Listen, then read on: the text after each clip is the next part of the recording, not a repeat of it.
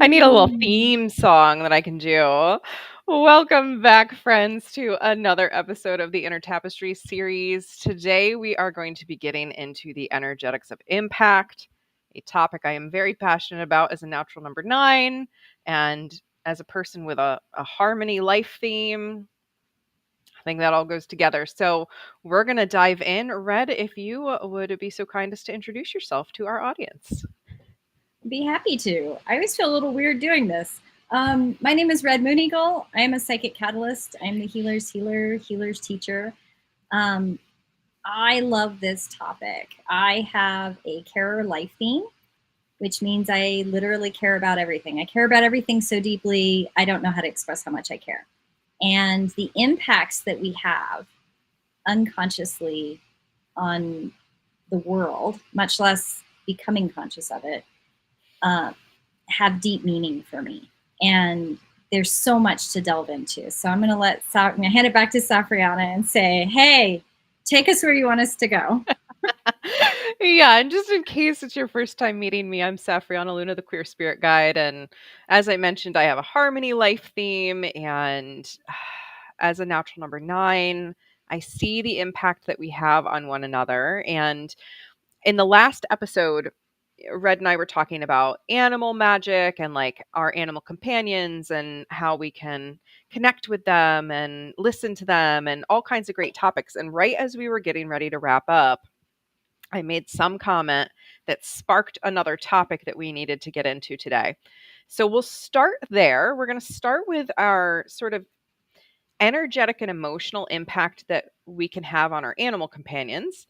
And then we're going to branch it out from there and get a larger and larger view. I think that's the plan. So, Yeah. Red, to just jog your memory, where we left off, I think I had said something about how, our animal companions may be impacted by our energy. Uh, Mm-hmm. but I said something that, like, your mind just was like, oh my God, we need to talk about this. So, does that bring back up for you sort of where we were? It does. So, and I am one of my guides is like, this is what you need to start with. I'm like, okay, got it. When we talk about our impact with our animal companions, a lot of people talk about what they do for us, right? Like they help us with our emotions, they help us regulate our central nervous system, they're safe for all the plethora of emotions that we have. Be angry at you for crying. Dog isn't going to resent you for being sad. Like there's no judgment. They don't have judgment. Even some of the star-seeded entities that are like lost souls in animals or those kind of modalities, they still don't have judgment. They don't have the same kind of judgment that we live with. And when we were talking about our impact on them, most people look at animal companions in this very egocentric one-way street. Like, I need a pet. I want a pet. I have to have a pet. I can't survive without a pet. You notice the word I'm using here, right? Pet, pet, Yep. pet, pet, pet. And when you start looking at these beautiful entities for who they are and recognizing their sentience, their cognizance, their individuality, their presence in our plane as companions. They are companions, right? You start recognizing the reciprocity in the relationship. And unfortunately, or fortunately, depending on how you look at it, I mean, there's many ways of looking at this, but when an animal companion chooses you, or you choose them, or you choose each other, depending on how it works, right? Those animal companions do a lot of work in a way that we in our human ego-driven world have a really hard time sometimes wrapping our heads around what's happening. And I'm going to use a very specific example. So I had an animal companion in in our lives, my partner and I, and we welcomed this beautiful animal companion into our life during a time where we were right before the edge of a huge, tumultuous change. We didn't know it was coming, but our animal companion did. And that animal companion bonded to both of us. And if you don't know anything about cats and their nature, many cats bond to one person at a time. Not so usual, like two at the same time with the same amount of ferocity and attachment.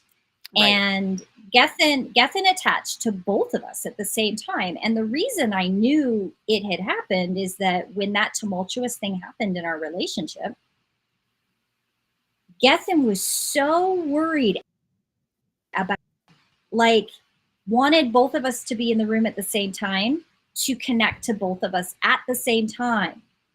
And when we split, because we split our relationship, like we moved into 2 different houses at one point, and Gethin was a mess. That little entity was very upset and very vocal and demonstrative, and had very clear, like, an idiot who didn't know about cats would realize that this cat was trying to get a point across, right? Right. Like, he did things cats don't do to say, hey, y'all are being idiots, come back together, right? And when we did come back together, there's a lot of repair, right? There's a lot of repair when you bring a relationship that goes through tumultuous things, split, and then you come back together. And there was a lot of healing that needed to happen with both of us. And I was very aware that Gethin's physiological body was quite robust. Like, he was a big cat. Like, he got up to 17 pounds. Like, he was a big cat. And he That's wasn't Bane. like, it wasn't like a Maine Solid. Coon or anything. He was just a generic black cat. Paws, like, it's huge. Anyway, but when we got back together, when we were working through a lot of weight, right? Got back to equilibrium. And I was watching, and when he got towards the end of his life, he only lived 9 years, and that's a really short time for a cat. At the last year of his life, it was as though, I don't know how to explain this any other way, it was as though he had reached the capacity of the life force through all of the tumultuous things he had absorbed from our hurt, pain, and anguish struggles. And he ate up using it. He used the vital force of his body, absorbing all of our shit, right? Like, if my partner and I were on the couch and trying to have a conversation, or we were sitting at the dinner table, like, he sat on a chair, like a stool, at the dinner table with us every single meal, and engaged. I love that. And he was at level with us to communicate and be engaged with us. He also absorbed when we had an argument or we were discussing really hard things. He would absorb all of that energy. And he wasn't an empathic cat, so it wasn't the emotions he was absorbing. He was absorbing the hurt and the pain and the ick. The crackly right? energy of it all. Yeah, the ick. You know, it's like a really sticky, molassesy, tar-like substance, right? Yeah. And the last year of his life, he was throwing up a lot. And it was very interesting. Like, he would throw up food, but he would also throw up this sticky, black-like substance. And we took it into the vet. The vet's like, we don't know what this is. They did tests. They were like, we don't know what this is. This is strange. Like, they kept asking me if he was licking lead paint or something. I'm like, we're in a brand new house. There's nothing for him to lick. Like, I don't know. Right. Like, we're like super, super careful pet parents. So there's a thing that happens in the reciprocity of our impact on our animal companions, that if we are doing bad things to our bodies, or if we are ignoring our body's signals, or if we have a lot of trauma that's living in our bodies energetically, they want to make that go away. They want to take that on Right. for you. That's the reciprocity of what you're giving back Right. in the relationship. And dogs do it, cats do it, parrots do it, pick an animal companion, they all do it in that relationship, especially if there's a contract. Yeah. Oh my Not gosh. all are contracts, but if there's a Right. contract, no matter whether you accept the contract or not, they're going to do their job Right. and be aware of it and constantly try to tell you about it. They Yeah. want you to know. Oh, our sweet animal companions. You made something land there about how often animal companions will bond to one person versus more than one person. And I realized that Miss Baby is definitely bonded to Justin and I, my one partner, versus my other partner and I have three uh Mm-hmm. three feline companions that we've adopted together, and they're very much, they go in between people and they sort of change who they're attached to at any time because they're clearly Yeah. they're there to vibe and do their thing and hold down the fort in different ways. So that was just very interesting and illuminating. But oh, this kitty and this story, like it really, like I see that stuff, that energy of that ick Mm-hmm. that we will put off into each other. And this was a great example to start with of how our energy and our emotions and the stuff we're radiating off of us, basically, right, into our field, into our aura, into Mm-hmm. this energy, can really have this awful impact on beings around us. And what comes to mind is how often, like, people will say, I'm not responsible for how you feel. And I agree with that to a line. But then the line is, if you're putting off ick everywhere, right, and you're around other beings, if they're even receptive at all to you, which they probably are, either through empathy, earth sense, or energy sensitivity, right? They're going to pick up those little bits of ick that are floating through the air, which means that we're responsible to our impact as much as we can be. Yeah. Yes. And there is a lot. Like Yeah. I I often will break it down a lot more than that because of that empathy, energy, sensitivity baseline that most people have in their life. Like, Right. are they a combo? Do they have one or the other? Is it boosted by earth sense? So, for example, I say all the time, like I'm very energy sensitive. I when I meet people, I introduce myself. I say anything that hurts your feelings. If you're upset at me, if I've said something that brings you joy or sadness or anything in between, you got to kind of tell me because I don't know. I'm not going to pick up on the emotional stuff of it. I will learn who you are, and I will learn to acknowledge and pay attention to different signals that tell me what your emotions are. But I don't really pick up like if you're happy or sad. Like you Right. could be raging angry at me and smile at me, and I'm not really gonna know until I get to know you what that spike looks like, right? Right. So an energy sensitive that engaged with somebody and makes a hurtful statement. Um, I don't like the shirt you're wearing, or that's not a very good color for you. Like I've seen this happen over and over again. And energy sensitive just makes a statement. They think they're communicating, right? Well, that just And made the another person, situation in life make sense. right? So the person that receives it has a huge flare of emotion and tries to tell the energy sensitive, hey, I that doesn't make me feel safe, or I don't did you mean something else? I didn't land very well, or that makes me upset, right? The energy sensitive might have been taught that adage of, well, I'm not responsible for your feelings, you have to deal with that shit. What the energy sensitive versus the person that's receiving it, whether they be empathetic or energy sensitive or whatever, is that that statement creates a shove push energetically against the person that's trying to communicate back with them. And that Mm-hmm. person, no matter what their gift package is, they're going to feel the push. Right.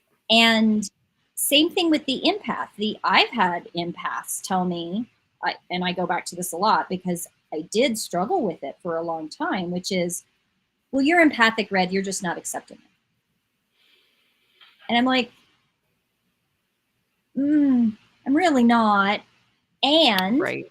what the empath is doing with their tentacles in that moment is, I'm going to smear you with my tentacles and feel up to push you to reciprocate empathically to me, not giving me what I want. Right. And yes, when you have an encounter with someone and you say, hey, I feel this, or I'm expressing this, or I have statements, you have to be in a place of acceptance of what it is that's happening from you toward them and where that impact lands, so that you don't follow it up with force. Because it's that force that creates the big ripples of impact and hurts people. And nobody really Yeah. wants to hurt anybody. Nobody really does. Really. Yeah. I don't. Any perception of wanting to hurt others is the projection of the hurt that we're experiencing within ourselves. And we've Right. we've talked about before that just off your energetic blueprint for right now, and you can come back. And it takes that sensitivity. And this is such an interesting topic because it's something we talk about a lot over here, given uh we all have different blueprints in our little polycule, and we have one that we're pretty sure has not been confirmed, but is like, we're pretty sure exclusively energy sensitive. We've got me that's the combo. We've got another that's like pure empath, and how those different energies feel in play. And we were talking the other day about how I sort of hold people accountable for their impact, and that push and pull sometimes, and the tendrils, and just all of how we don't even realize we're impacting each other because it's Nope. happening on a subtle level. But Mm-hmm. then, unfortunately, society and upbringing and whatnot, not always fun, lots of trauma. And then shame comes up when we start to Yep. acknowledge the impact that we are having. Mm-hmm. And I see a lot of people get to this point where they're like, I'm oh God, I'm having this impact and that's not what I meant to have. So I'm just going to like ball myself up into, a little singularity, and I'm not going to interact with the world, or, some Yeah. other defense, or I'm going to come out and project because I'm afraid and I want to put blame on somebody else. But Oh it yeah. doesn't have to be that way. Like, Nope. acknowledging our impact. I'll Mm-hmm. share a story. When I turned 30, I, for my birthday that year, I got a tarot reading from a trans Black activist. It was like my first tarot Mm. reading I'd ever purchased. And of course, I was like, I want to really make an intentional decision with who. And this intuitive was just incredible, and like a queer icon. I mean, just incredible energy. And got the reading, and they sent me. They didn't know me. We'd never talked before, but they send me all this stuff, and they're like, and you need to make amends for the impact you had in the past. And I'm like in my victim mindset at this point still. Like, Oh. just Yeah. literally at this point, 3 months out of the most toxic relationship of my life. So I'm still very much healing. And this person is like, you need to own your impact. And my victim mentality, I was like, I don't want to ever admit I did anything wrong in the past. Well, Oh. then I sat with it, and I really sat with it. And I Mm. was like, okay, what impact have I had, and what would it mean if I acknowledged that? And I realized that, in the past of that not so healthy relationship, of course, I'm polyamorous. We were polyamorous at that time, and we had brought another person into our lives and had a relationship. And then the trauma and the drama got too much, and I broke up with her. And I said, like, you got to go. Really, I should have said to the other person, you got to go. But instead, I sided with the toxic, and I put those walls up, and I continued to stay in a situation that wasn't good for me. And the impact that that had on this other person was like, whoa, why am I being broken up with out of nowhere? Like, where's this coming from? And it was just my trauma response. So I really like that was when I was like, oh my God, like that really was on me. I decided to stay in the unhealthy relationship. I decided to defend that relationship. I was the one that broke it off with her. And now she's experiencing this ripple effect of heartbreak and confusion. And where the heck did this come from? And what's wrong with me? That was on me. So I ended up reaching out and like apologizing and being like, I chose to stay in this unhealthy relationship. And yes, there's more to it than just that, of course, because Right. it takes Of about course. 7 times for anyone to leave a domestic violence situation. So no victim Yep. shaming or blaming, but it actually acknowledging my impact at the end there brought my power back. I was Hmm. like, oh, now in the future, I won't do this and have this negative impact again. I'll be able to show up honestly and authentically and like share what's really going on instead of trying to hide the BS behind the scenes. And my relationships have been so much healthier since then and Oh, so yeah. much more open. And when someone comes to me and they're like, yeah, you hurt my feelings when you did XYZ, I'm like, oh my gosh, thank you for telling me. And like, let's talk about that so I don't continue to have this impact. So the ownership piece really empowers us to go to the next level. So can we release the shame? Like, yes, we can be like, oh, that doesn't feel good, but we don't have to swallow ourselves alive in it. We don't have to beat ourselves up. There's an interesting. I love that story. I absolutely love that. There was in my younger years, because of some toxic stuff between me and my mom, and my mom being very mentally ill and things like that. Um, One of the things that I struggled with for years is the knowledge that I was trying to carry all of the burdens of ownership. So if she did something wrong, it was my fault, Right. right? Like if my dad did something wrong, it was my fault. If my sister did something wrong, it was my fault. If I did something wrong, it was like I murdered somebody, right? Like there was this huge, it's a burden. I wouldn't say shame, but for me, it was just this burden of just trying to carry the impact of everyone else's decisions. And at some point when I was about 13, 14, I kind of decided, I ain't carrying anybody's shit but my own. Like I just flushed. There was like I always have this image in my head of I took all of everybody else's shit and I put it in the toilet and I flushed it. And flushing, I decided in that moment. I was outside. I was walking by the stream down at the bottom of my parents' property, and I had just seen a very rare southern red deer like walk across the other. To remember it, and it was this sign. It was this sign that I can only own me. I can only own me, my decisions, my emotions, and I can own my impact. Right? Like I don't even think phrasing at the time. I definitely acknowledged in that moment that it was, I'm not going to carry anybody else's stuff. And if I'm going to own my stuff, I have to find a way to communicate that to people.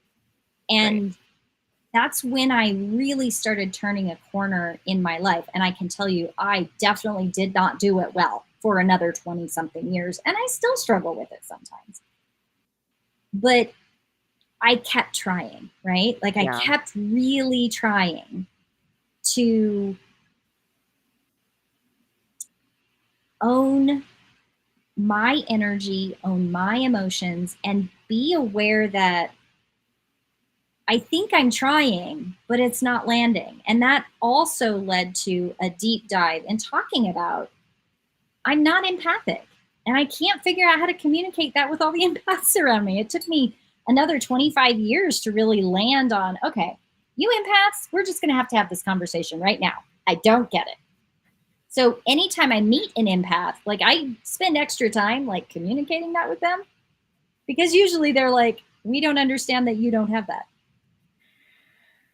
I mean, I could understand why empaths don't understand the energy sensitivity perspective because they're like sometimes very complex in myself and how to sort it out. So I want to like we've talked about animals, we've talked about a little bit about this energy sensitivity and empathy piece and even each other, like having an impact on Mm-hmm. each other. But I want to go even deeper Mm-hmm. into the bigger collective work that this really has to do with because we are an individual, right? And I Mm-hmm. believe that every single person, the most important thing they can do is heal themselves, like get in alignment in themselves, repair any distortion, Mm-hmm. dissonance, etc. And here, not in a like, not in an out of balance, striving for it, gotta seek perfection kind of way, but in a really Yep. like you're being led by your soul. Because I see every single being, every single entity as a cell in the larger body of the whole. Mm-hmm. So if one cell goes cancerous, Mm-hmm. it can start It's to spread and impact. And then I think about the little psychology tip that we give that the 5 people you surround yourselves with are the energy that you're most likely to experience in your life. Okay? So take these two things and then we talk about impact. So how are we impacting one another if we are keeping ourselves small, keeping ourselves unhealthy, sabotaging, shaming and guilting ourselves all the time, right? Like really pouring in these not so healthy emotions. well, there's you say that, and I'm actually reminded of a very specific circumstance. Um, there is an individual that I've worked with off and on, and this person wants to, because it's that smallness, right? Like they've folded in and they've created a tiny world of safety, right? Like Hmm. I don't understand my impact. I don't understand what's happening. So I'm going to pull it all in, right? So this person, when they get to a particular point, because I have kind of an open door policy with my clients, once you're established, like communicate, let me know, see if I can help. And this person will always reach out. But I'm the only one they reach out with. And so one of the things that has been challenging for this person is the creating those other connections. And the juxtaposition between this person that I'm discussing is so vastly different. My partner tells me all the time, he's like, whatever that analogy is about the 5 people closest to you, he goes, 30. They're all close to you. He goes, your world is so big. Right. Like, I go to this activity and it's these 4 or 5 or 10 people, and I go to this activity and there's 20 people. And it's this bigness that he is definitely living in a world. My partner lives in a world where it's the 5 people, right? Like that's closest to you. Right. And I encourage all of my clients when they're working on self and healing process, I'm completely okay when they narrow their world to heal, right? Because I want them to surround themselves with non-cancerous inputs, right? To Hmm. heal. And as they heal, they can start making more connections, right? And they be healed connections rather than adding more cancer to the pot. Right. And you get to and I know I'm not the only one that's done this, and I think you have done this, Safrianna. Like there are people that you reach that capacity of awareness of your impact, you reach a capacity within your healedness, and that little cell of that cancerous cell that you've healed has been healed so much that now the entire organ is healed enough that that organ can be producing more cells to reach out that healing. And Right.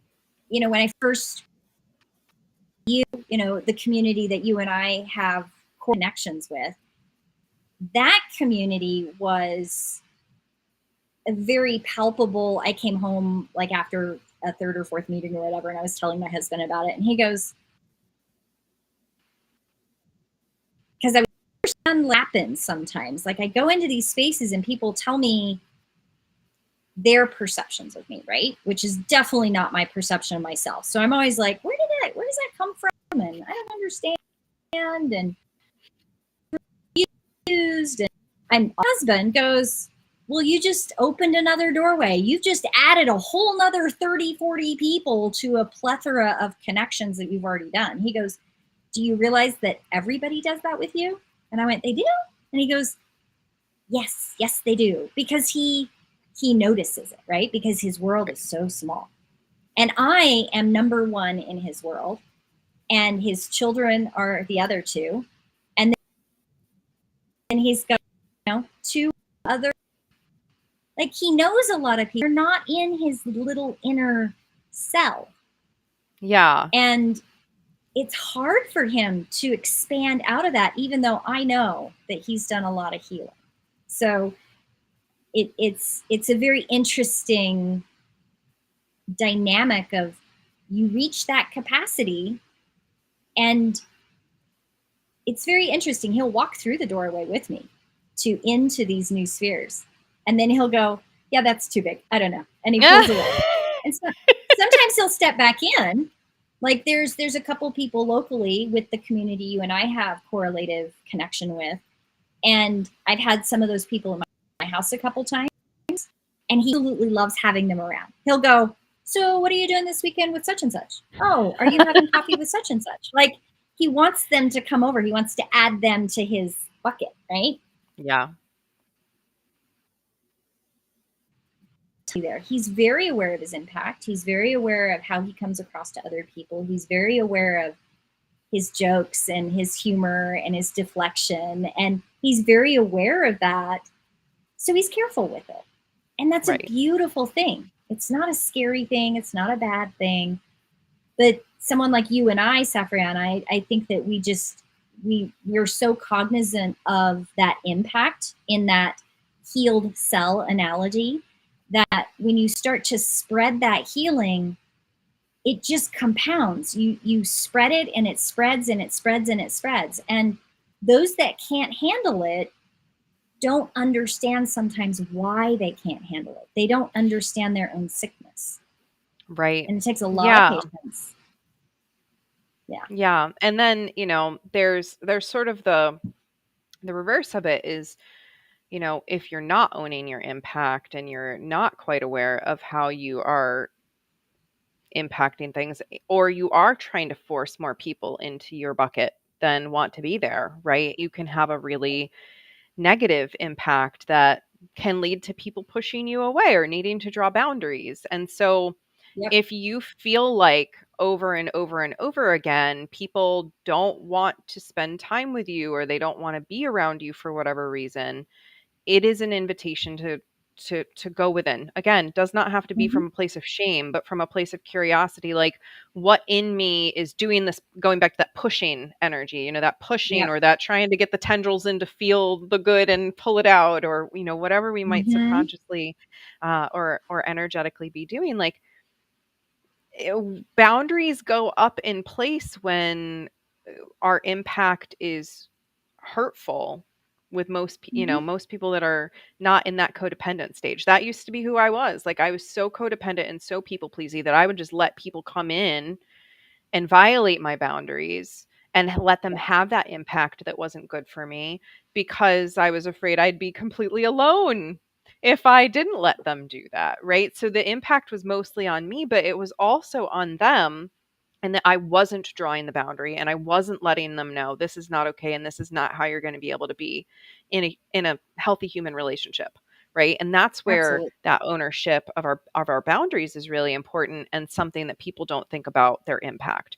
One of my slogans is, if they don't respect your no, they don't deserve your yes. Oh, I like that. And yet there are a lot of us that are like, no, and then the person does something anyway and we're like, okay, I guess I'll let you do that. Like we need to stand in our power with that, because until people get the message over and over and over again that that's not healthy, that's not okay, that's not safe, That's not acceptable.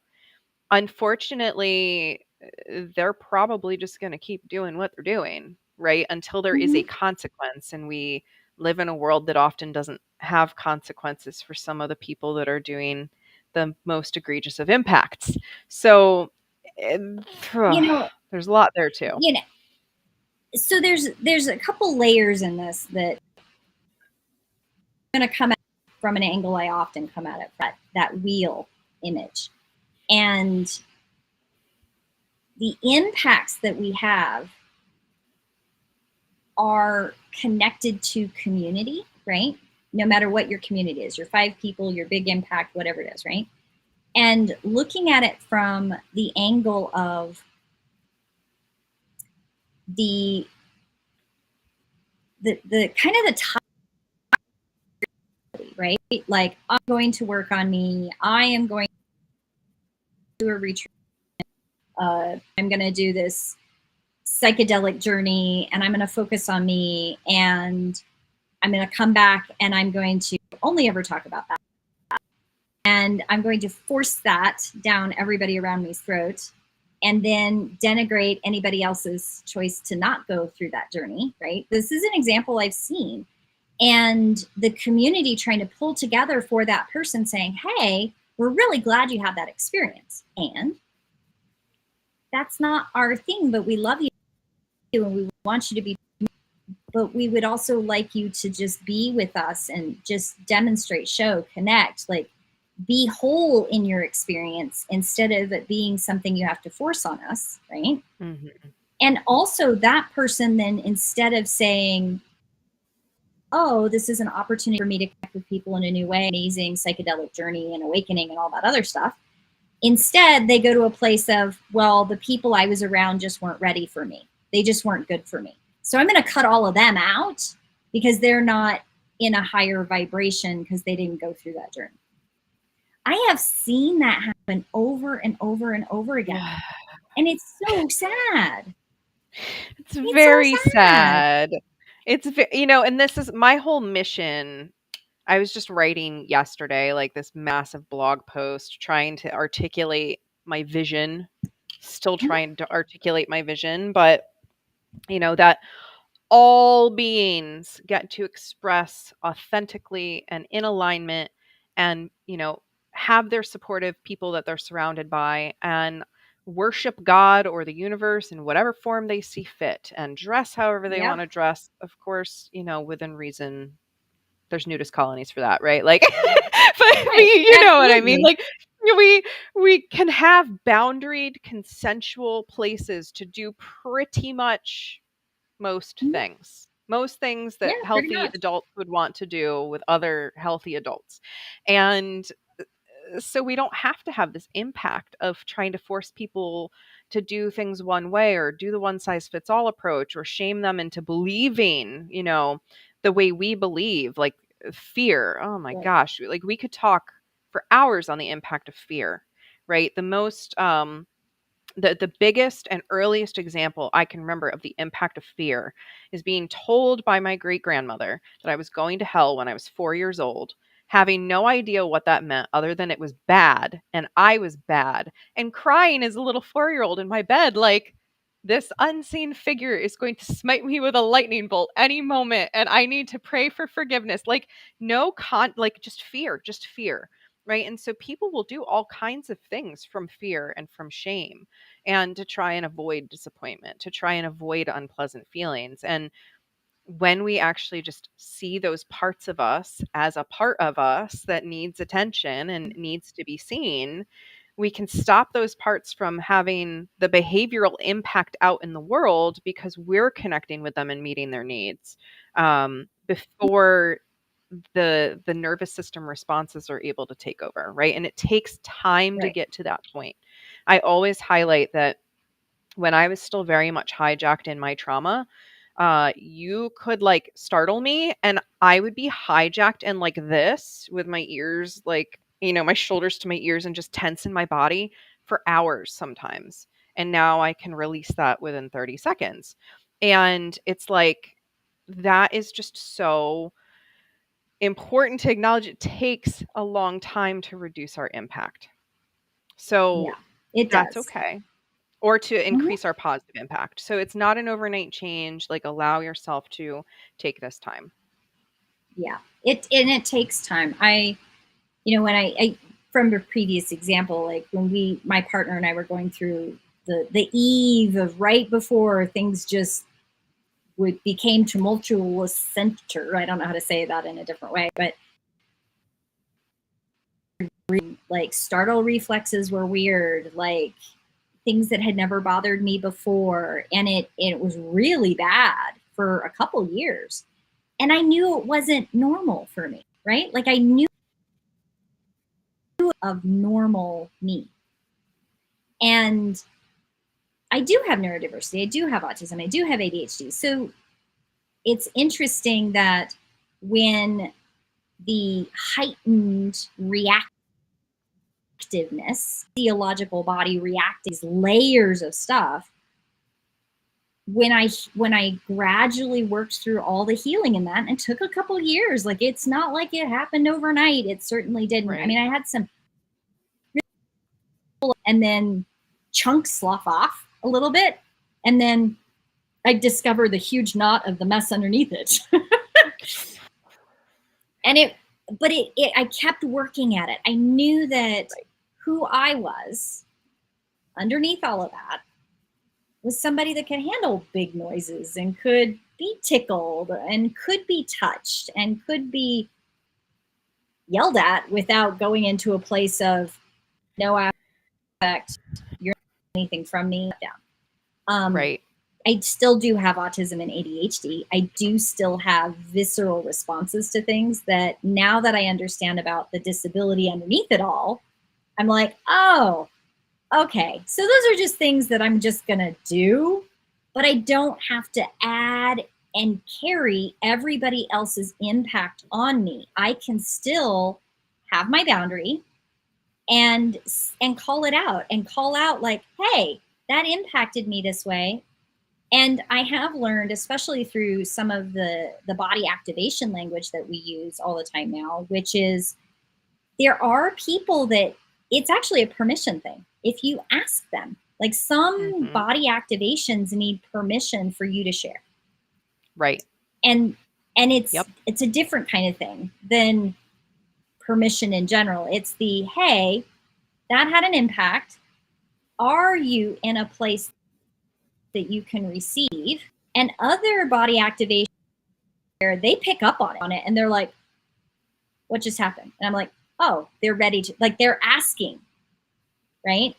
And that creates such a beautiful two-way flow of acceptance and understanding so that both people in that circumstance have the ability to grow and heal and honor the impact that we have amongst each other in a good way.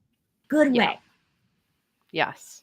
Yes. And so I want to kind of bring this all home to the impact we can have on the planet as Yes. we anchor into, I am very against the idea of striving to be high vibe all the time. And here's why, because that's not how it Yep. works. If we're trying to hold a high vibrational state all the time, we're gonna plummet even lower into the low vibe. First of all, we Mhm. want to do this dance. We want to go into the low vibe, aka the shadow, and excavate the information, the gems of Mhm. wisdom, lessons needing to be learned, and we bring them back into the light. And we are able to get into that higher vibe state because we are in relationship with these inner parts. And that has an impact again on everything around us because things can come into into alignment in a new way. So how else can we really start to anchor in having a more positive impact on the planet? And, completely out of an energetic perspective, I will just throw out there, I am very in support of people reducing single use plastics because that is one thing. Like, this is my soapbox. If there's one thing I could convince everybody to do, it would be to just reduce your single use plastics as much as you can.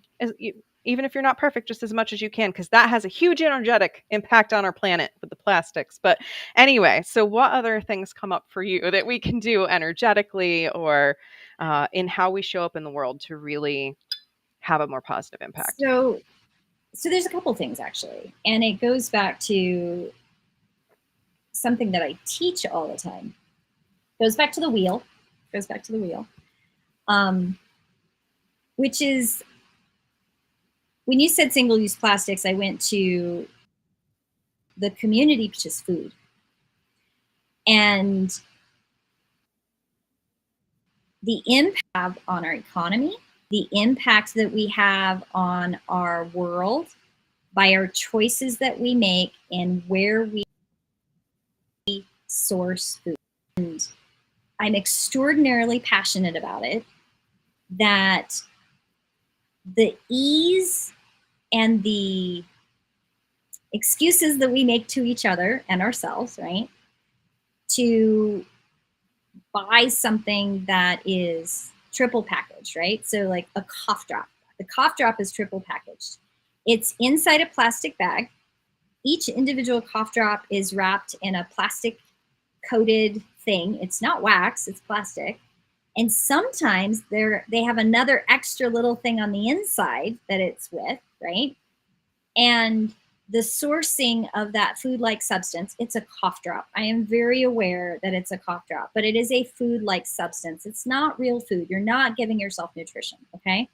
So when I think about reciprocity with the planet and the impact of our choices and our energetics and our tendency to make choices that have ease, and I use that word loosely, ease, because culture and marketing and economics and what they all tell us, well, everybody does it today.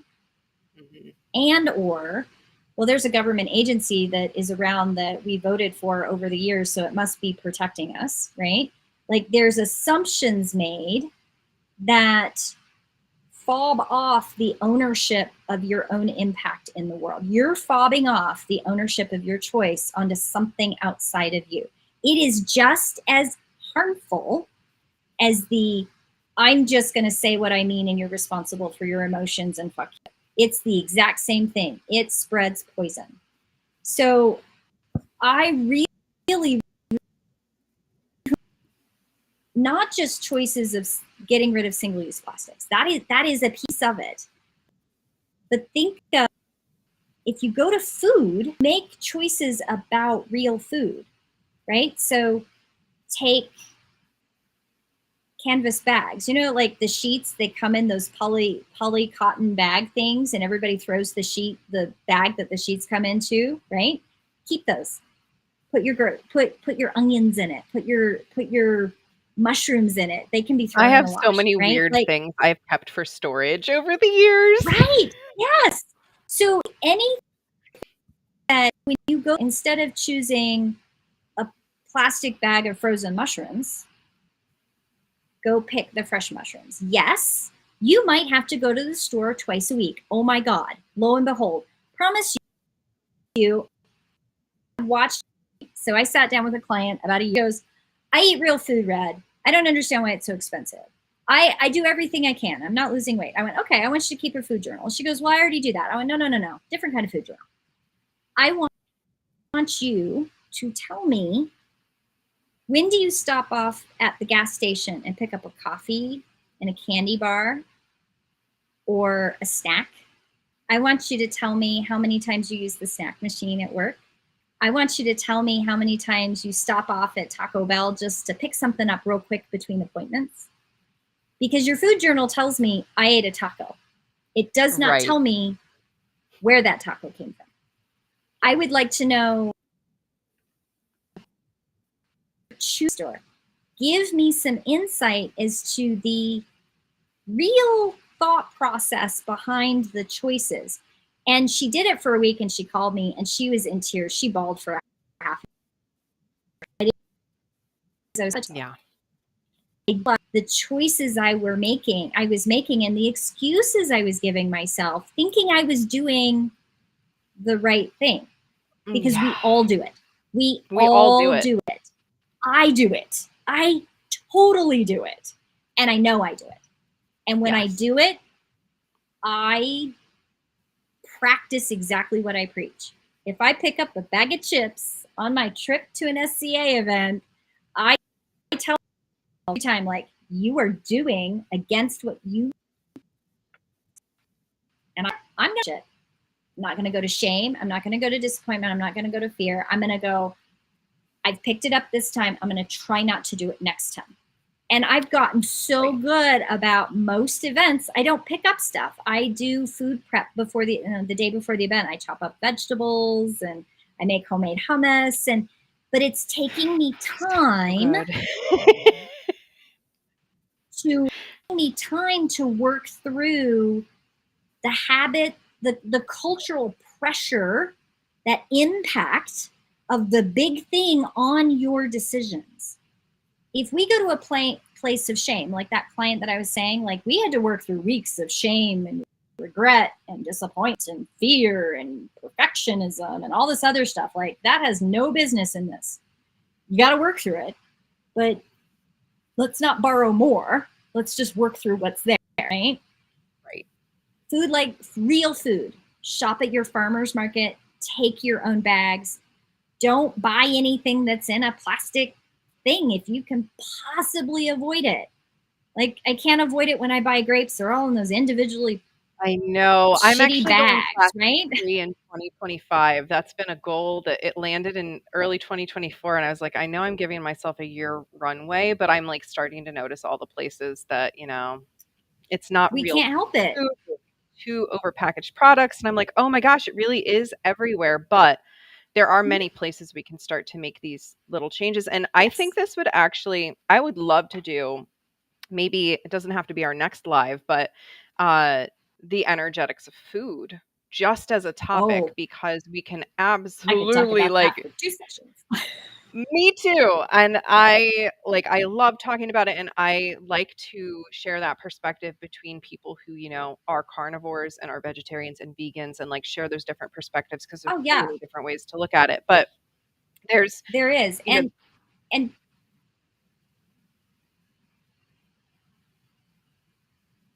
keep going. I had a thought. I was like, Keep going. you looked like it was really coming in hot there for a second. But It yes, really just was. going into this impact piece even more, right? Like there are so many tangible 3D things we can do literally right here in our bodies to improve the impact that we have on ourselves and therefore on the planet around us. And then, of course, there is the more subtle, subconscious, energetic stuff, the emotional stuff, the stuff we don't see. And there are so many layers of that. And both Red and I help people navigate that, right? Like Mhm. that is, we're here to help, That's what we especially with do.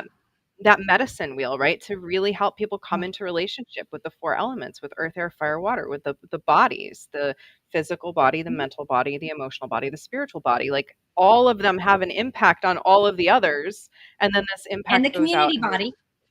and then The yes, and then the community body. community. And the community that we're in really is important and it matters and it makes a difference. So Yeah. is there anything else you want to say on impact today? I'm making a note that we're going to talk about food specifically. That's Yeah. important, Remind me especially with it. later. Yeah. I think impact, like at a global impact. I know there's a lot going on in the world right now, and I've actually had a couple people reach out to me in a lot of fear. There's a lot of fear paradigm being spread everywhere. Yes. And one of the things that I tell everybody right now, and I've been saying it for a while, so I'll just keep saying it. Connect in with your physical body. Breathe, really breathe. Really let yourself breathe. Be in your body, be okay with your body.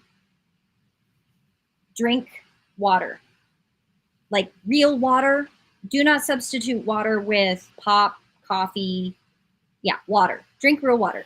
We could talk about charged water a whole nother day, but drink water, real water. And please don't go out and buy a $5,000 water machine. Just drink water, okay? So water, breathe, make sure you're sleeping. You got to be sleeping, and natural sleep if you can possibly wing it. Get cool in the evening. Try not to stay. I know people need sleep meds, and I get that. That's a whole other topic, but really try to find a way to get to sleep naturally, Right. because your body needs that rest to be able to cope with everything that's coming at you. And Yeah. real food, right? Real food, and move. Be comfortable with your body and get moved. I am not going to tell you in a gym. I'm not going to tell you to do an exercise program. I'm not going to tell you to do any of those things. I have ADHD. I am the worst person in the world to give a regimen to, because I couldn't stick with it. If you paid me $1 million, Me I would either. totally lose that. But move. You can move. You can find creative ways of moving in a way that's safe for you. And Oh my gosh, chair those, yoga. Google chair yoga. That's intense. those, yeah, five things: water, food, rest, movement, breath. All of those things are, when you're hit with all that fear, pick one of those things. Do one. Not all five. It's good if you can stack 2 or 3 of them together, but if you do all 5, great, you get a gold star. But Yeah. those things will help that fear. It will help your body recognize what's actually dangerous for you and where you're being pressured through the impact of others through a fear paradigm. And it will also help you come back into your place of power so that you can hold on to that power and step out of group of 5 and into your outside, and you can be that ripple that stops that fear paradigm from going any further. We have previous calls where we talk about untangling the bullshit. We do. We got a lot of good This is stuff. untangling the bullshit.